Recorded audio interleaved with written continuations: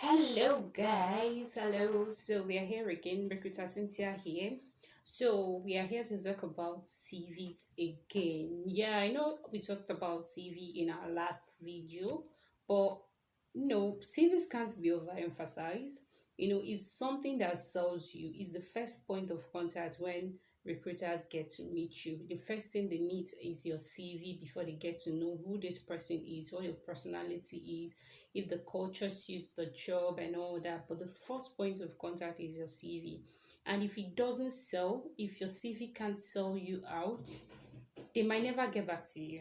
They might never get back to you. So on this channel, you get practical job search tips, your CV writing advice, interview preparations, and guides on how to go about it, what to do, what not to do, learn how to get hired faster, and grow professionally. That's what we do on this channel. So if this is something you want to do, if you're a job seeker, if you're already working and you know that at some point you still get to look for a job, you need tips on how to get confidence about interviews and how to tailor your CV and all that. We are here for you, right? Just join the family.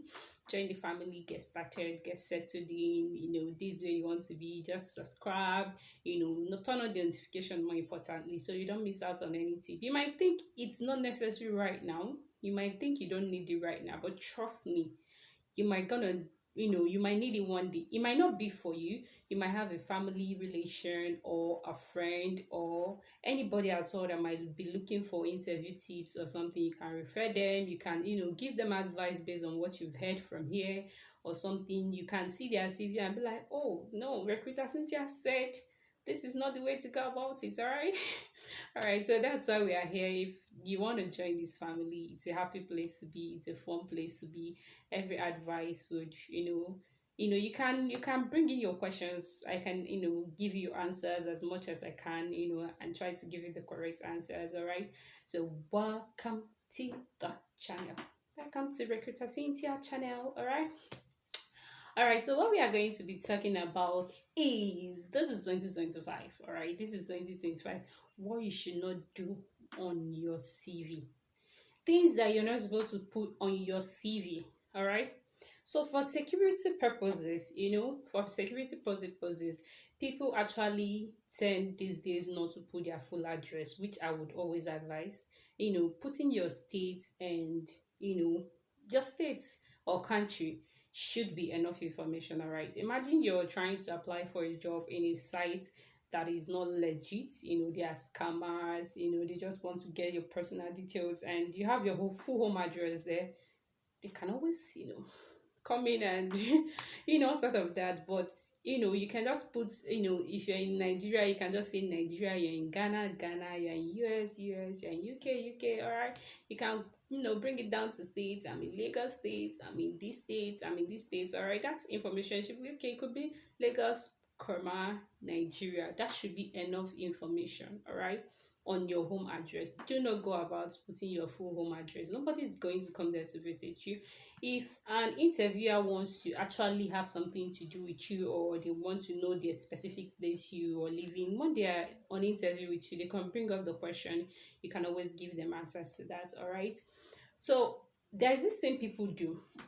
They always find a way to put irrelevant job experiences or old job experiences that are no longer relevant, to their CV. For Nigerians, I just discovered that we majorly put this NYSC teaching experience, because I know most Nigerians during NYSC time, I could say 85%, if I'm not, 85% always do teaching during their NYSC year. So you've passed the level where you were a teacher. You've passed the level where you were a teacher. It was in your CV as you were starting your career. You were trying to get a job experience down on your CV. You were just trying to put things down so that okay, it does not look like you were idle three drugs that time or something. So we get that point. But you've gone past that level. You've gone past teaching. You've gotten another job. You've had other experiences that are more relevant to something you're seeking for or anything. So why do you still have that teaching job in probably one school, or maybe you know that does not really matter at that point. It's not really necessary. Something you can just wave out, But while talking during an interview, you can, okay, if you just want to start from where you started, you could talk about that. But having it on your interview, imagine, okay, looking for a role as a business development manager, and your CV has, more of the teaching experience and all that. It does not really speak loud. All right. So there are years of experience, depending on how many years of experience you've acquired, all right? So there are years of experience you've had before that you don't really need to put on your CV currently. You don't need it. It's really not necessary. It's not something you go about still putting on your CV. You can just wave that off, all right, and work with the most relevant things. Some people at some point they focus on a particular career path. All right. So once you're tailoring your CV, make sure you tailor it to that career path. All right. Stop putting irrelevant or different years of experience, that you've had in a job that is not relevant. Stop putting them in your CV. All right. It's not really necessary. So something else is your date of birth. So what if I'm a recruiter? I was not biased about date of birth initially when I was trying to hire, but I just come across your CV and your 55 years, just saying. And then I just realized that, oh, probably I'm supposed to consider date of birth while shortlisting these people. And then because of your CV, I start narrowing it down. I start narrowing down the how many years the person should be and all that. So it is not wise to always put your date of birth, or maybe I'll be like, oh, this person is too young for this role, or maybe this person is too young to handle such money. Let's say the salary is a whole lot. I'll be like, oh, this person is too young to handle this money. There is no need getting this person this role or something. I'm just saying, I don't do that, but some people might, some recruiters might, some HR might.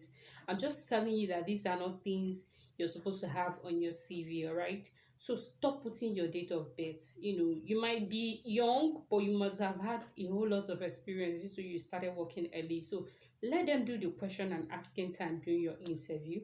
Don't give them any reason on your CV why they shouldn't reach out to you or why they shouldn't contact you. Your marital status, not really necessary. You have that biodata part. Not really necessary. Your gender, your religion, so that the recruiters won't be biased. Don't give them that detail. They don't need it. Don't give them that detail on your CV. Pull it off. Go straight to your summaries and everything, but don't put those gender, marital status, your religion, your date of birth.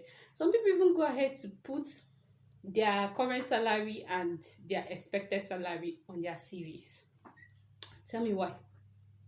No, tell me why. If I'm recruiting you, your job experience perfectly aligns with what I'm looking for, and I want to pay you, let's say, 500,000, and then your expected salary on your CV says 200,000. Do you think I might want to pay you up to 500,000? No, let's talk about it. Do you think it's something I might want to do? Considering you've already told me that, okay, this is what you are expecting. They might get to employ you for that role because, oh, you perfectly align, and pay you less because that is what you're expecting, all right? Nobody asked you, you said it yourself, so they might just stick to that. So stop including those things to your CVs. Why? I came across someone's CV. I saw it. I go through a whole lot of CVs in a day, sometimes 200, 300. Yes, we can be very fast at, checking CVs and being able to narrow it down because it's something you've been doing, it's something you do every day. So I just opened the CV. I'm like, why do you have your current salary and your expected salary on your CV? Why? Who told you to do that? Who taught you to do that? Who taught you? Who taught you that? Because I know I didn't teach that and I'm not teaching that, all right? So don't put that on your CV, okay, there are things again, hobbies and interests where you talk about watching movies. Okay, I personally I love watching movies. I won't lie, it's more of a relaxation thing. When I want to relax, when I want to rest, I can just put a movie, stay on my bed, and then I'm relaxing and I'm getting entertained, all right? But going ahead to have that on my CV is not something I would advise. All right, I know we do it. It's not something I would really advise. Don't go about putting, you know, especially when it does not really align. Don't go about putting your hobbies. It's not really necessary. It's not really necessary. There are different logos. There's this thing I saw on one CV one particularly. I think this girl has a brand. I think she has a brand because the logo has to do with her brand name. I don't know why it was attached to the CV. Tell me why. Why was it really attached to the CV? Because I couldn't make sense out of it. I couldn't make sense on why there is a logo of your business in your CV. Are you trying to tell me you prioritize your business over the job or something? There are certain things you don't have on your CV. There are certain things you do not put on your CV.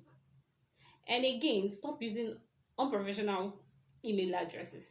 An email address that does not have your name, because sometimes when I'm shortlisting, I'm trying to put your phone number, I'm trying to put your email address, all right?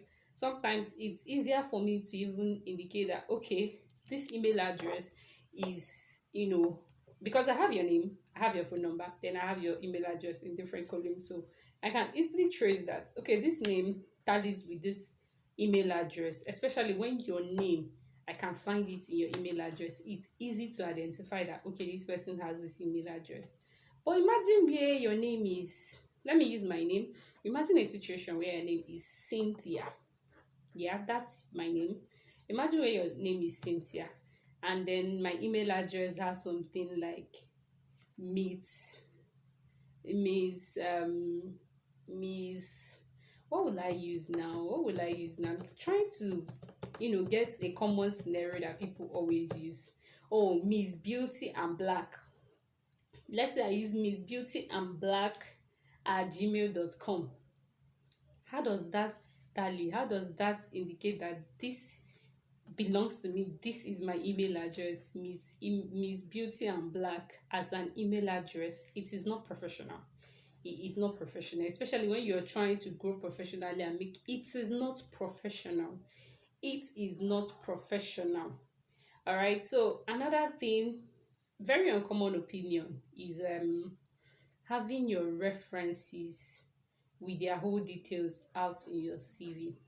It's better you put references. Under references you put available on request. It's better off that way, because imagine Mr. Frank Williams happens to be your reference. Mr. Frank Williams is probably a top person in probably a high company that does not really like sharing his number, that does not really like people reaching out to him, that does not really share personal details out there. And due to the fact that Mr. Frank Williams, did I say the same name? Was that the same name I said? Okay. Due to Mr. Frank, you go about putting Mr. Frank's, email address, putting Mr. Frank's phone number on your CV. Let's say you're applying for job. Due to your job hunting, you really want to land a job. Anywhere you see a job, you click apply, you click apply.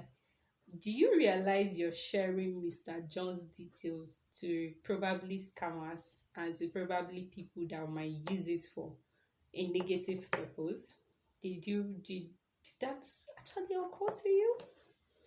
Yeah, imagine you're kind of selling this person out. Probably Mr. John is not even somebody that is, his security privacies are very important to him. And he does not share his details before he gives you his number or this. It might be hard. Probably he's a family member, he's somebody you know or someone you've worked with because you guys are close. You're not sharing out his details, and probably without his notice. Some of them do it. People put reference without their notice. You put Mr. John's name, you put his phone number. Oh, normally if a recruiter or somebody calls and be like, do you know so name? Definitely he will say yes, he knows me. For that, you go about sharing his details everywhere, to every website, to every job application, to every, it is not nice. If not for your, if you're not considering your own self, at least consider your reference. All right, you don't go about putting it, but that does not mean your own contact address won't be on your CV. It should be. And always be careful of where you're applying for jobs. Always be careful of where you're applying for jobs. Don't just apply for any job anywhere because you saw it. And please, on your CV, on your CV, I am saying it again, on your CV. It might not really be a popular opinion, but primary school, like yeah, primary school, is that really necessary? You know, you definitely pass primary to secondary to university to college to wherever you were able to attend and wherever you stopped. But putting in your primary school, is it really necessary?